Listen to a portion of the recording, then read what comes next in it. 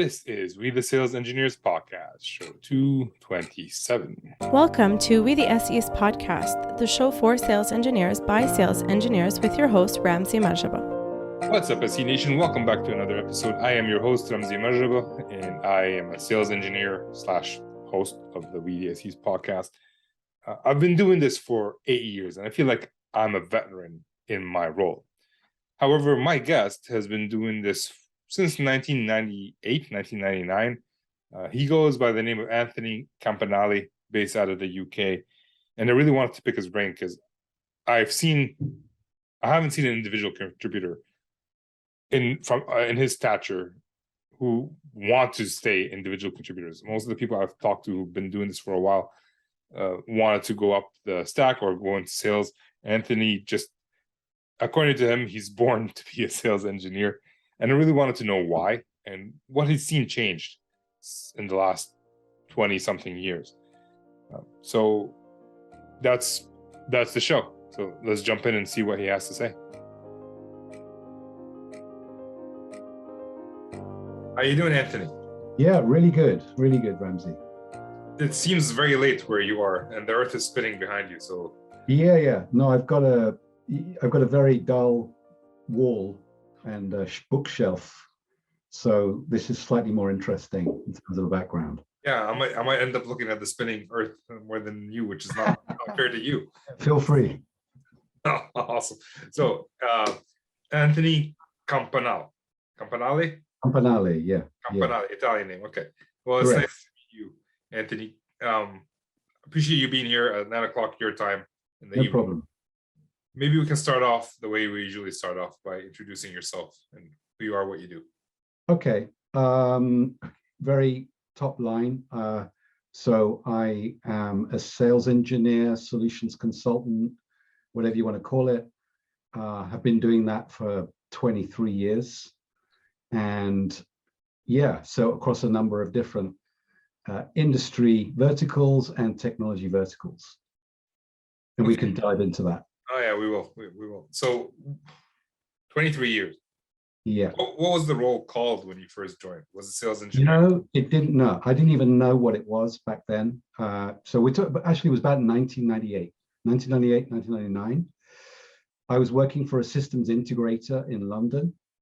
And basically the company was selling, their main business was selling hardware, tin, to the City of London.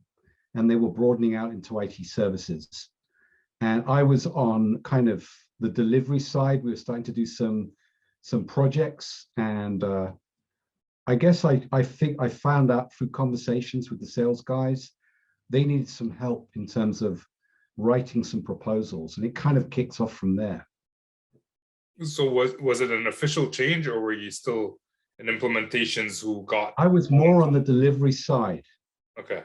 So I was hired as a business analyst stroke, what they call business transformation consultant. But so my role was to produce functional specs, requirement specs, and then hand those over to our developers to actually implement. But as I got talking to the sales guys, I realized that I could be of value to them because they didn't have any writing skills, they didn't have any demo skills, and it was kind of like I fell into it. And when we started to get things like RFPs, and it's like, who's going to respond to this? And so I kind of, without even realizing it, I kind of moved into this role of support, of providing technical expertise and know-how and helping the sales guys get deals over the line. And it kind of went from there.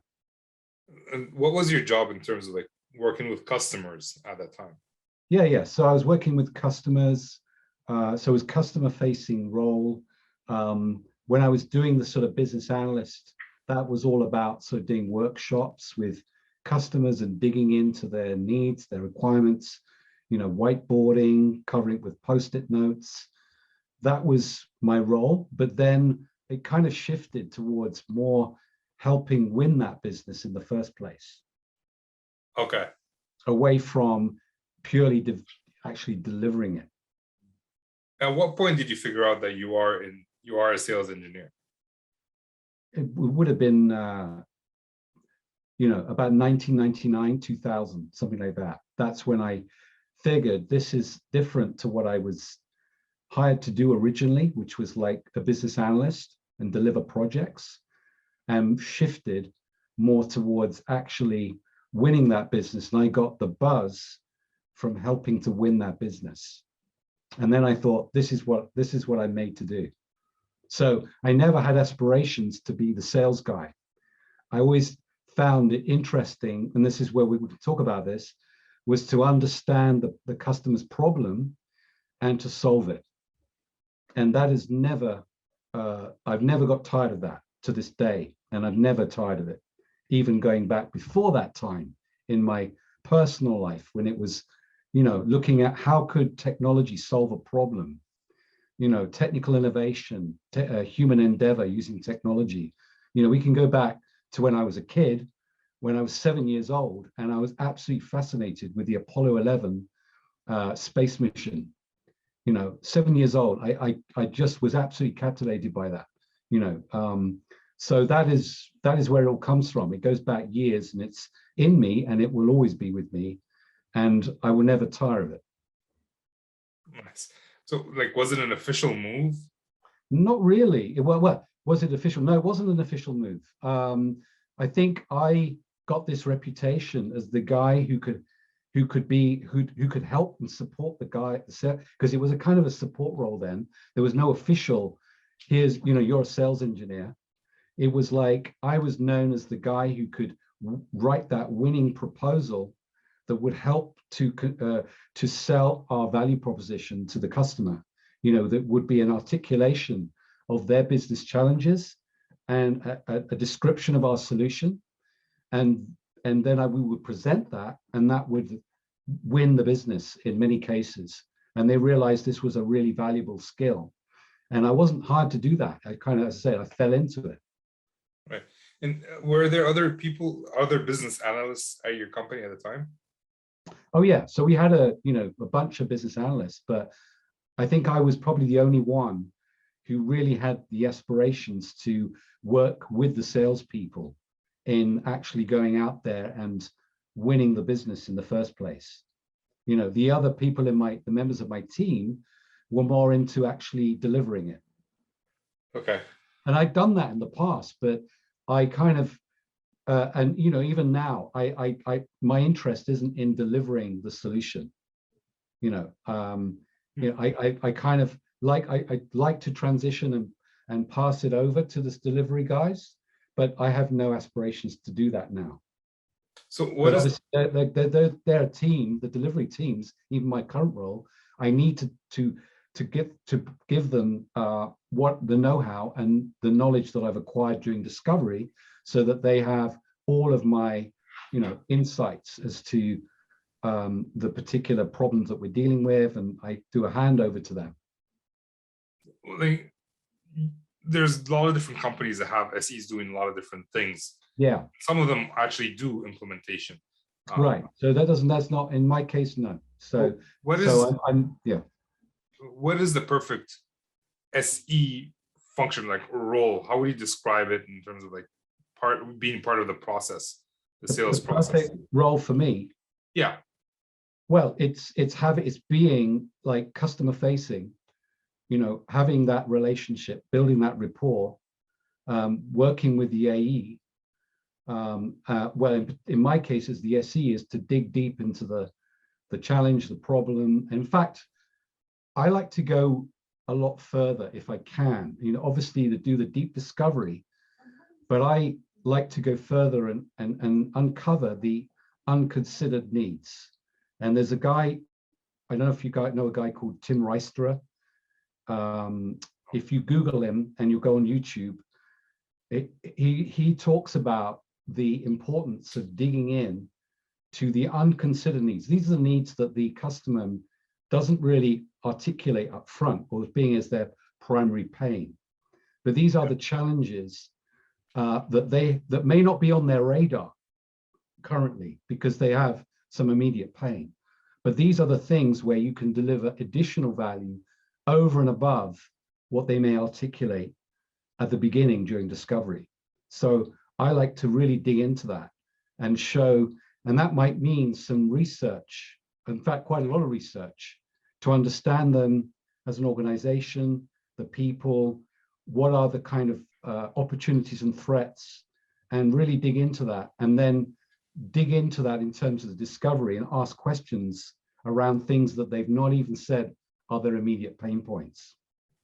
I'm scrambling to take all the notes. Okay, right. Anyway, look him up. Tim Reisterer. I think his company is Corporate Visions, and he did a few years ago a couple of keynotes for sales conferences, and he talks about not falling into the trap of being into the commoditized conversation where you and two other vendors have all listened to the same pain, and you've all presented a solution to the same pain. And so then it's kind of like a race to the bottom on price, right? So you want to get out of that. You want to try to understand the unconsidered needs and then present the additional value. Okay, so I see. All right, when someone starts as a new sales engineer, sometimes they end up just sitting in the room and listening to the salesperson talk to the customer, and whatever the customer provides as information, they take down, and that's the problem. As they get a little bit better, they start asking some simpler questions, being able to dig a little bit more. But at some point, we get to the point where the customer just doesn't want to answer anymore, right? Like, I'm giving you the information that I want, you figure it out based on the information that I want. How did you, other than research, how were you able to dig deeper without pissing off the customer and actually helping them open up so they can provide you the answers? Right. Well, it's going to depend on each and every situation in terms of the personalities that we're talking to and dealing with. I mean, I've generally found that, as long as I'm not covering the same ground that has already been covered, that generally speaking, certainly the prospects I've talked to, I've never found anybody too hostile if I'm asking very specific, tailored questions that are not too broad, that I've actually shown that I've taken the steps to at least understand their domain, their niche, the language, some of the kind of considerations and threats that might be impacting their industry. As long as I'm asking intelligent questions, I've never found it to be an issue where someone said, look, I've told you enough. So long as I'm not, the AE, and this is always going to be an issue. The AE will say, look, I've done the discovery. Here are my notes. Off you go. And we can talk about that. We know that's kind of qualification, right? So, and sometimes that's all I've got to go on. There have been instances, and the organization I'm with now, I've only been there, about 6 months. So we're still evolving in terms of the way we work as well, because there's not a new people. But, I like to have the opportunity to do the discovery my way, because the AE, I'm not always willing to I'll take their information, but there's going to be a lot of gaps in what they've provided typically. So it's kind of a long answer to your question originally. No, that's the perfect answer. So all right, which question do I want to start with? All right, let me start with this. Usually when we're taught how to do discovery, they always say open-ended questions, general questions, don't ask yes or no questions and all that. And you didn't say ask yes or no questions, but you did say ask specific questions. Well, meaning that they're actually intelligent questions. Don't ask some dumb question. So show at least that you've taken some effort to understand their industry, their challenges, do some research in advance, some desk research. Just don't go in there and ask something really stupid. No promises. Yeah, ideally, so. And when you say research, what are you looking at? Are you looking at their website, YouTube? So I'm looking at the people, I'm looking at the organizational structure, the people, the movers and shakers in the organization. So I'm going to talk to my AE about that. I'm going to look at the industry. I'm going to download their short to medium term plan if it's on their website. I'm going to dig into their industry, understand what are the threats, what what are the challenges within that industry as a whole, and then understand, well, what are their aspirations, and then what's stopping you achieving those goals or achieving those objectives that you stated in your plan. What's holding you back? And then it kind of goes from there, and try ideally to get them doing most of the talking. Ideally, yeah.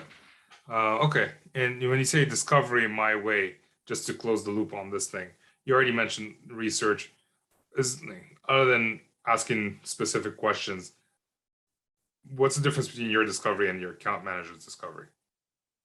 Well, as I said, I think, yeah, I mean, they may say, yeah, I've done the discovery, don't need to do that kind of thing. But I don't believe the AE will have honed their skills over many years and have maybe the active listening skills of a great SE who can sit and listen and really, really understand and know what the follow-up question is to ask.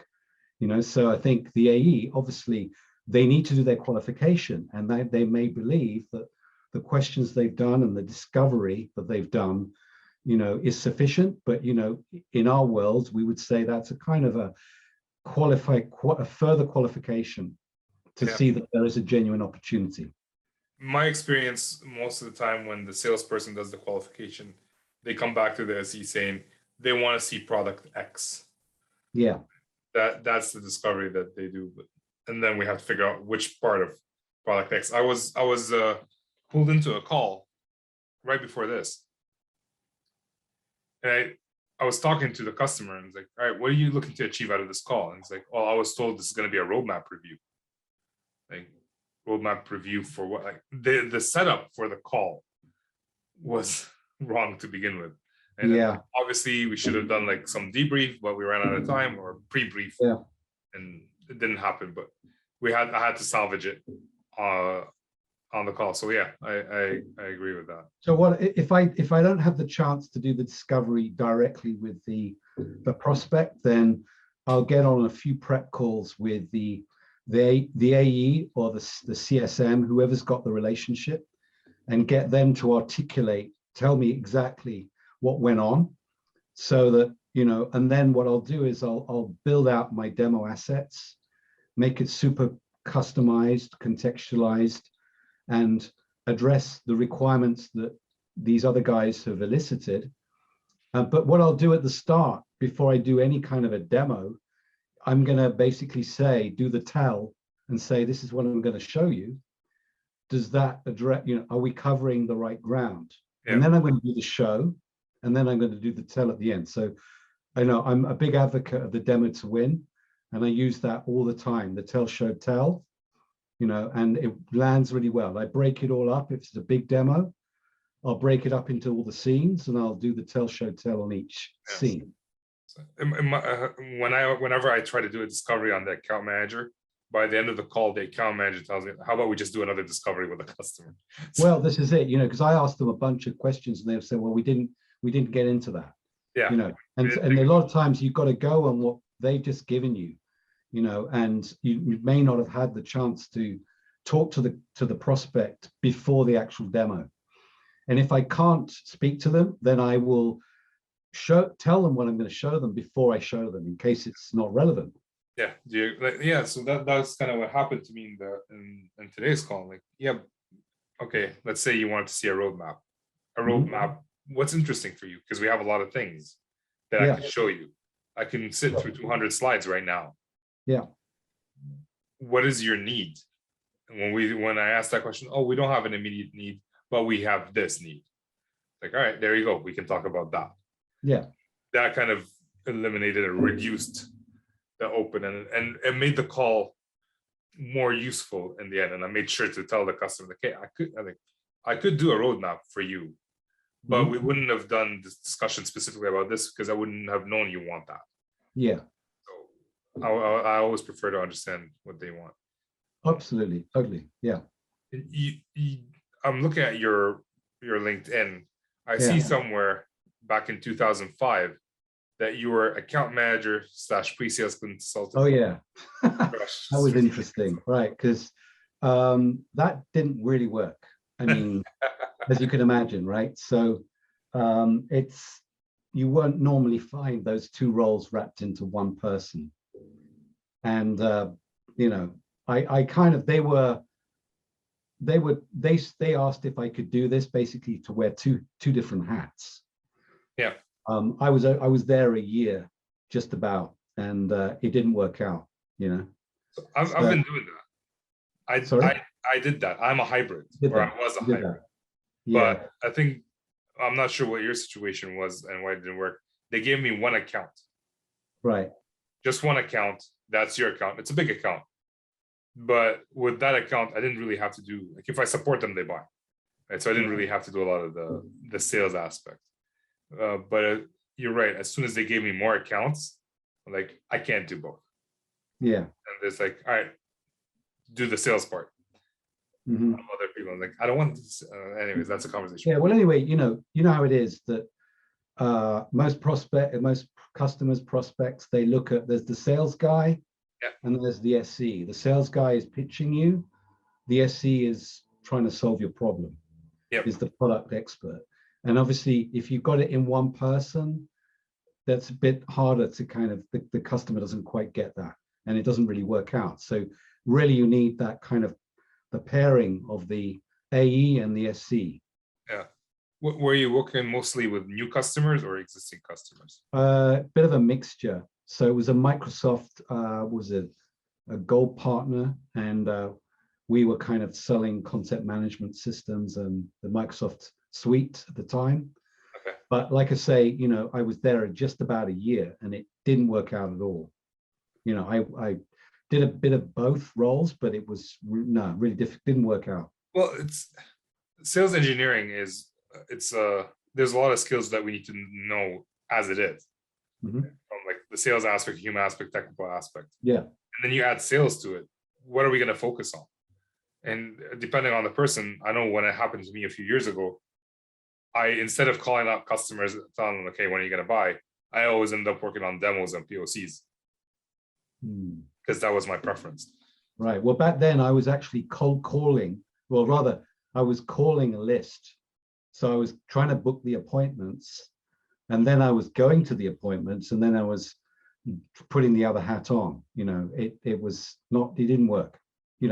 What in other organizations, there've been different types of relationships. When I was with Actuate, which was BI, so that was like a one-to-one. It was like one SC, one AE, and then other organizations when it was one SC supporting several AEs. And I've even done, in some crazy situations, up to 15 AEs, just me being the dedicated SC. And that was a crazy situation, because I was stretched completely. I can imagine. Yeah, there was a part-time SC as well, but that was just a crazy situation. I couldn't provide the level of support that was required. Okay. But anyway, now it's a lot healthier in my current role. It's it's like a 1 to 2 or 3. What have you found? I've asked this question before on other podcasts, but I'd like your opinion. What have you found to be the perfect ratio? Well, about the 1 to 2 to one SC to 2 to 3 AEs. Okay. But that it depends on how busy they get, and so that is ideal. I think probably generally across the industry, I think it might be sort of 1 to 4, but I've talked to different people and it's different ratios. Right. And like you've done 1-to-1, right, in the past? Oh yeah, so I've done 1-to-1. Yeah. So what's the difference between 1-to-1 versus 1-to-3? Is there any difference? Well, just because I won't always, this is where the workload as an SC, generally I find I'm not working at a constant level, where I'm flat out or even just busy all the time, right? So if you've got 3 AEs on the go, generally you'll be working at a higher level of activity because there'll be more opportunities on the go. If I'm working with one AE, then there's going to be some peaks and troughs. As we're waiting for stuff to happen. So I would generally find that the 1 to 3 to 4 is good, is better, in terms of keeping active. For me, I've always enjoyed the 1-to-1, mainly because over 1-to-2, 1-to-3, mainly because it helped me, like, it created parity between me and my account manager. We both have the same goals. I don't have competing priorities where the account manager is telling me, like, I want this tomorrow. And oh, yeah. Well, then, if we have a conflict resolution, I get my manager to resolve the conflict. If I'm being pulled in 2 different directions, but I find I enjoy, because as you know, AEs are totally different personalities. You get some prima donnas, you get some people who are almost like SEs. I mean, I've worked with a few like that. They could have been great SEs, but they were AEs. And I enjoy having the different interaction with the different salespeople rather than just working with one alone. Okay. Yeah. But that's just my preference. Yeah, no, I understand. The main reason I like the 1-on-1 is I get to own the customer relationship and the opportunity as much as the salesperson. Okay. And I have no excuse. Oh, I'm sorry. I'm so, like, not that people have that excuse. It's just, it's in my mind like that. Have you ever been in a pooled model? Well, it's kind of like a pool model that I'm in now, actually, because, we have a bunch of AEs and we have a bunch of SEs, and generally we are supporting at any one time 2 or 3 AEs, but they're not just specific people. It can move around depending on workload. So the pre-sales director will apportion work based on workload generally. So if I'm free, I'll get to support some guy or 2. So it's kind of a flexible arrangement. It's a pool arrangement. So how does the director know that you're free? Is it like based on your calendar? He knows because I have a briefing call with him every week. So he knows what I'm doing. He knows what I'm working on. So he's got visibility of that. Okay. And is that like between being paired 1-to-2, 1-to-3 versus being in a pooled model? What has been your preference?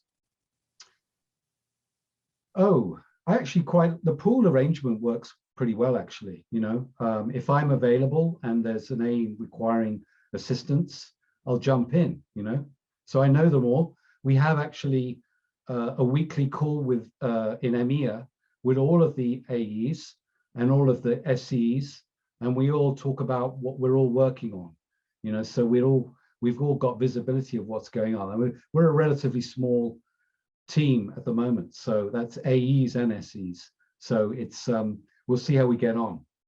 Okay. You mentioned like, hey, so you're available and AE needs help, you jump on. Pretty much, yeah. So I'll get what they call a deal support request via the my manager. So he'll say, look, can you pick up this ticket? So and so needs some assistance, and he knows I got bandwidth, so I jump on it. So do you follow the opportunity in its entirety, or once I'm on it, then I will see it through to closure. Okay. All right, cool. Unless I'm on PTO and someone needs to step in while I'm away. Yeah, well, that's even if you're paired 1-to-1, that might happen. Yeah. So I'll have coverage. Yeah. In terms of, like, you've been doing this for a while. Yeah. What have you seen change since you started until now? Well, now there's a ton more assets in terms of enablement around being an SE. There's been books written, there's websites, there's for example. There's a ton of other. I was on what was it last week? There was the online demo fest. Yep. All of that stuff. Because I put it this way, I've been an SE since before around the time of the commercial internet, which is getting going. It wasn't happening. There was none of this stuff back then when I got started. So now there's a huge amount of more resources, and there are things like pre-sales collective and communities and all that kind of stuff. None of that existed way back. Yeah, well, they didn't exist when I started either. Yeah. Oh, okay, right, fine. So now there's just a load more material available. Well, I'm saying, like, I've been doing this for 8 years and nothing existed until 4 years ago. Oh, right, okay. This is a recent Although, recently, obviously, as we know, sales engineering is now, flavor of the month. Everyone is clamoring, and I get a ton of emails every week from various recruiters about other roles, and that's a good thing. It's obviously a very healthy market if you're a great sales engineer. Yeah. In terms of the sales engineering process and how people think about sales engineering, how has that changed in your opinion? How's that changed? Well, I think, in terms of the value, the prospects, they really perceive the value in this trusted advisor, the person, the product expert, who's going to help solve their problems. So I think that is invaluable. There's always this kind of a hesitancy about the sales guy coming in and pitching and maybe trying to force something on me that I don't need. Whereas, so I think that is the importance is of the sales engineer to the overall success of the company, getting that deal across the line. So it's invaluable, providing that sort of kind of although you've got a foot in the sales camp, that is undeniable. We're sort of an extension of the sales team, but we're not in sales. So we're kind of somewhere, we try to maintain independence, even though many cases we are commission driven. I do try to maintain and not tell the customer what they want to hear, which might shoot us in the foot, because we know we can't deliver it within that time scale or that budget. Right. I work with a lot of SEs who've been around for a while, like 10, 15 years. And I noticed there's a big difference between the way they function and the way SEs function today. And it seems that you're not, like, most of them, the fellow SEs that I work with, are post-sales oriented, which is not something you had a problem with from the get-go, I guess, where you said, like, I'm not doing that part. Or no, originally I did. Where I come from was the software developer, business analyst on the delivery side, moving in towards supporting in terms of winning business. Yeah. What I'm saying is, even today, they're still doing that. Yeah. Those who started a while back, and it seems that you've overcome that, or you made the decision not to fall into that trap. Exactly. Yeah. So other SEs, like, of your generation, I don't know how many there are out there, because I haven't met them. I don't know. I'm not. I don't know too many my age, right? Because I'm 60 in July, and been doing this for this many years, 23, 24 years. I don't know anyone really that has done that exactly kind of thing. So why have you stayed? I'm sure there are other ways you can solve problems. Why have you stayed in it? No, just because when anyone asks me what do I enjoy doing, whether it's in my in my career or whether it's in my personal life, I enjoy solving problems with technology. That is it, right? So that is my elevator pitch, if you like. And I've always been the go-to person about how do you do this or do that. I was the first one. I was always the guy with the first smartphone, the first internet connection, I had an email address before anyone had one, and there was no one to email. So I've always been ahead of the game. I mean, by all accounts, I should be a dot-com billionaire, because I could see stuff happening and trends happening. And maybe I just didn't make it work for me. I helped companies that I was with make a success of it, but I probably didn't take full advantage of it myself personally. Okay. But anyway. Yeah, that's good. All right, Anthony, it is time to move on to the not so fire round. These are the same 4 questions I ask almost every guest, and I'd love to hear your thoughts about it. Okay, go on. And I think you already answered the first one several times. So it's, what do you love about sales engineering? I'm gonna think of a twist for it. Go on now. What has sales engineering enabled you to do in your private life? Oh, well, okay, so it offers flexibility. I don't know about in your role, because generally I find that it's I get measured on outcomes, not on hours spent. Yep. Right. Okay. So if there's a big presentation or big call, whatever coming up, I will work flat out and prepare for it. And then there may be some kind of period of relative quiet afterwards. And then that's the time when I'm to make a comparison. I'm almost like a firefighter. You've got periods of intense activity, and then there's a lull. And that's the time when you're kind of honing your skills or sharpening your tools, whatever it is. You're doing a bit of enablement, you're catching up on some housekeeping and stuff. I just love that flexibility. So in terms of what it gives me, it allows me to have that control where I can go out to the gym for a few hours, whatever, go out on my bike. If I'm not too busy or there's nothing big coming up, I can do that. But then when something is coming up, I'm expected to, I'm quite happy to get fully stuck in, even if it means a 5 a.m. start, where we're up against it. We got an RFP response, whatever it is, so I love the flexibility of the role. So what was the twist to the question? That was the twist to the question. That was the twist, right? Okay. Yeah. You said something. Oh, what do you do to sharpen your skills? Oh, well, so I have access, and I built my own personal library of enablement resources for the company I'm with now. So as people will share a recording, there's a great call, I add it to my Google Doc and my library of resources, so that when I've got some downtime, I can go back in, watch that recording, take some notes, go into the platform, check out that particular piece of functionality, so that when I have to maybe demo that, I know how to do it and I know what it means. Okay, nice. All right, that was the first question, by the way. Okay, then go on. The second question is, what would you change about the role of sales engineering today? What would I change? Yeah. Wow, in the role I'm in now, or just sales engineering in general, or your current role? There's not a lot I would change, actually, because the flexibility, there's also the commission, that if you help get that deal over the line, you're going to get commissioned on that. You get to work with some great people. You're the interface to a whole range of teams across the organization, whether it's product marketing, product development, whether it's you're dealing even with legal sometimes on RFPs, you're dealing with the AEs, you're dealing with the CSMs, you're dealing with professional services. You are like central, and you've got the customer as well. So you're right in the middle of, and you have interface to all of these different teams going on. And you've got, you're very visible in that role of SC.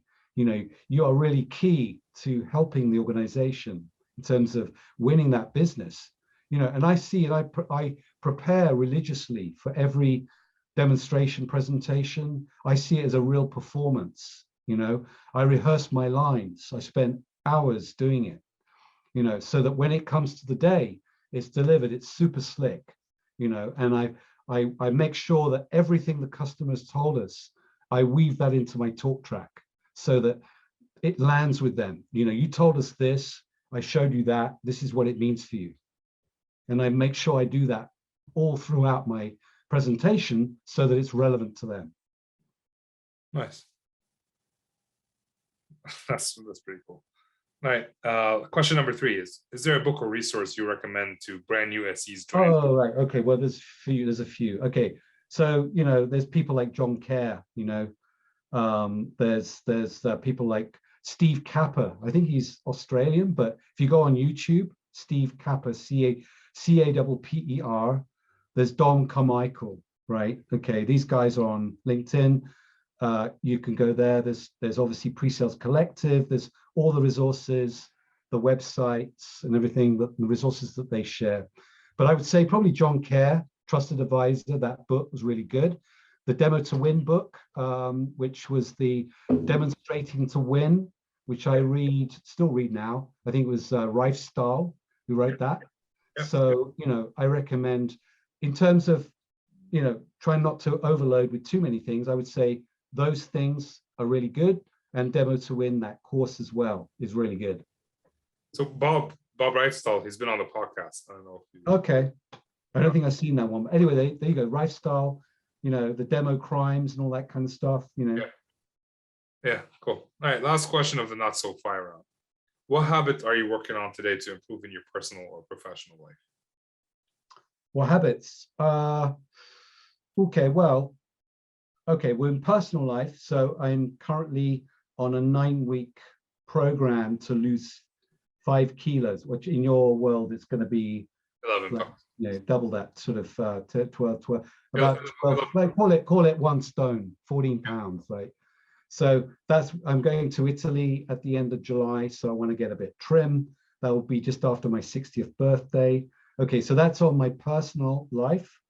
I mean, corporate and career-wise, I guess it's just, I've just been with the organization I'm in for 6 months, but the platform that we offer has multiple areas and applications. It's like a one UI over multiple applications, but I'm trying to peel the onion and go deeper to get a greater understanding of all the platform elements so that I have more understanding of the capability. So that's on the corporate side. So when you say peel the onion, like I talk to different people in different schools of thought. I like to focus on one thing at a time. Right.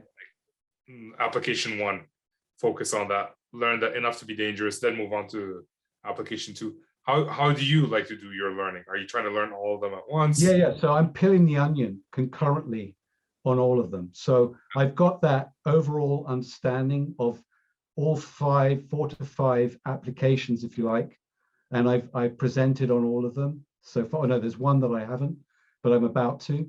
And then what I want to do, and I go back, is to go back and dig deeper and peel a further layer so that I've got a greater understanding, so that so I can answer those questions about in the calls, can you do this or how can you do that, rather than have to then take it away and come back later, which is always an option. But if I can answer it on the call, it's always more powerful. All right. So last question of the day, Anthony. Yeah. People want to connect with you. Where can they do that? Well, LinkedIn. If you search for pre-sales, I think I optimized my LinkedIn profile to be keyword optimized for pre-sales, or you can find by my last name. I'm the only one with, as far as I know, with my last name on LinkedIn, which is in sales engineering. So nice. All right. And I've stuffed my profile with all the keywords to do with sales engineering. So it should come up at the top. Okay. I'll put a link to your LinkedIn. Yeah, put a link to it. No problem. People can find it easier. Thank you so much, Anthony, for coming on. You're very welcome. I appreciate it. It's all right. Okay. Great to speak to you. Likewise. Have a great day. Cheers. Thank you, Anthony, for all your insight. I really enjoyed talking to Anthony. As you may have noticed, he mentioned during the call that, hey, it's a good market for sales engineers, and I still believe it is. But we did record this episode a few months ago where we didn't hear so many stories about people being let go. And it's never fun to hear that. But I still believe that there are many companies out there who are hiring. So do with that information what you will. Again, I want to thank Anthony for coming on. Thank you for being here. And if you weren't aware, I have to plug the SE Hotline. The SE Hotline is a service that I'm offering for sales engineers and aspiring sales engineers in order to go to the next level.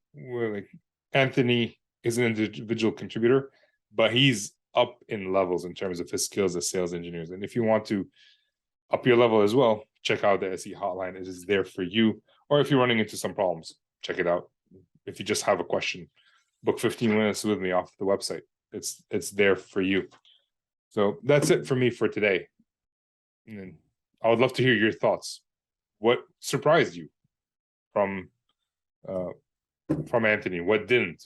What did you see coming? What didn't you? I'll be curious to know. So leave a comment on the LinkedIn post or on the YouTube video. And I will see you next time. With that, I'm signing off.